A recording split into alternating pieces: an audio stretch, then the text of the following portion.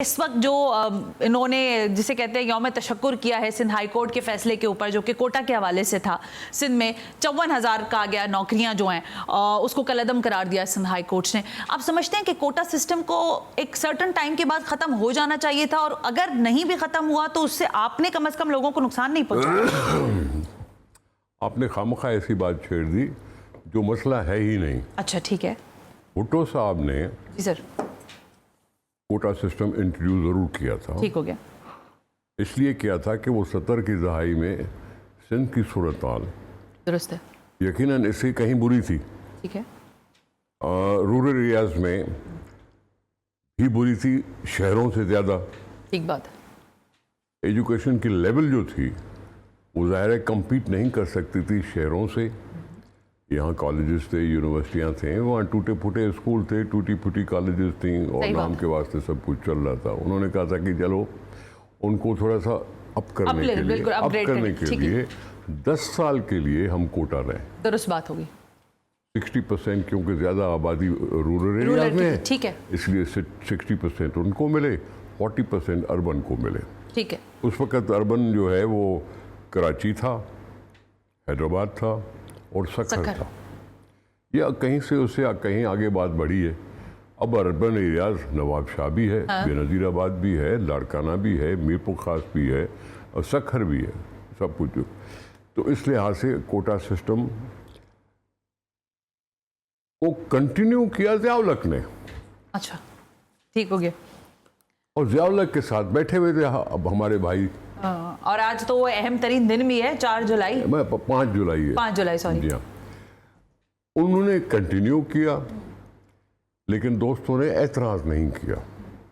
उसके बाद आई हमारे पास कमज़ोर हुकूमतें जो 58(2)B के तहत पूरा टाइम लगता ही नहीं था उनको। ठीक है। कोई 18 महीने, कोई 2.5 साल, कोई 3 साल, कोई 3.25 साल, यहाँ तक कि मुशर्रफ आ गया।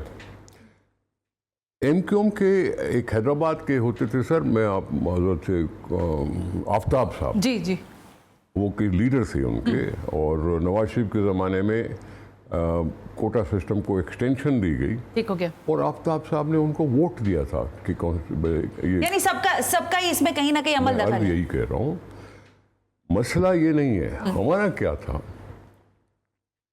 कि 2008 से 2013 तक भी अवाम को नौकरियां मिली। ठीक है। इल्ज़ाम हम पर लगा कि जी हमने अपनों को दी, नानी बांटे रेवड़ियां अपनों में, कुछ उस तरह की बात।